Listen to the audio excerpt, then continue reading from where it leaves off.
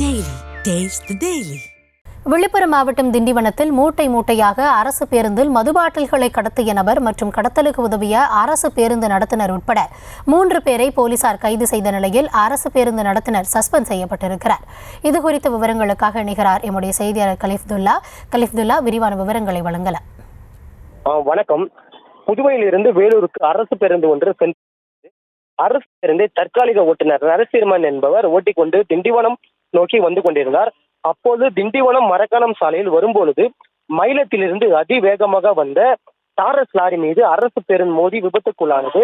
விபத்து அறிந்து அங்கு வந்த திண்டிவனம் போலீசார் அரசு பேருந்து மற்றும் லாரியை காவல் நிலையம் எடுத்துச் சென்றனர். அரசு பேருந்து டிரைவர் எடுத்துக்கொண்டு காவல் நிலையம் சென்ற பொழுது அரசு பேருந்தில் இருந்த அதிக அளவில் மது வாடை அடித்ததால் போலீஸ் அந்த பேருந்தை யாருக்கும் தெரியாமல் பின்தொடர்ந்து சென்றனர். இந்த நிலையில் அப்போது அந்த பேருந்தில் இருந்த வேலூரை சேர்ந்த சந்திரன் பேருந்தை மறைவான ஒரு இடத்தில் நிறுத்தி அதில் இருந்த அட்டை பெட்டியை வேற ஒரு காருக்கு மாற்றினார். இதை யாருக்கும் தெரியாமல் நோட்டமிட்டு இருந்த போலீசார் உடனடியாக பேருந்து நடத்துனர் மற்றும் காரில் வந்தவரை மடக்கி பிடித்து அந்த மூட்டையை சோதனை செய்த போது அதில் புதுவை உயர் உறைந்த 153 பாட்டில்கள் இருந்தது தெரிய வந்தது.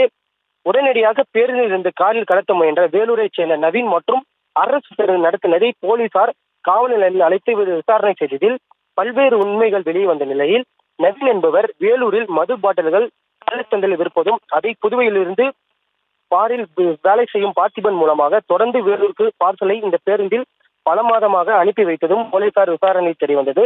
இதையடுத்து திண்டிவனம் போலீசார் அரசு பேருந்து நடத்துனர் சந்திரனை விற்பனைக்கு எடுத்துச் சென்ற வேலூரை சேர்ந்த நவீன் மற்றும் புதுவையில் பாரில் வேலை செய்யும் பார்த்திபன் ஆகியோரை கைது செய்து நீதிமன்றத்தில் ஆஜர்படுத்தி சிறையில் அடைத்தனர்.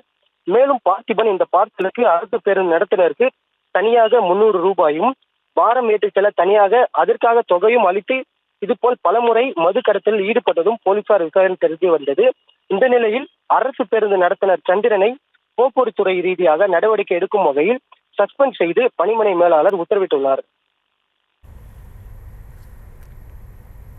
விவரங்களுக்கு நன்றி கலிஃப்துல்லா.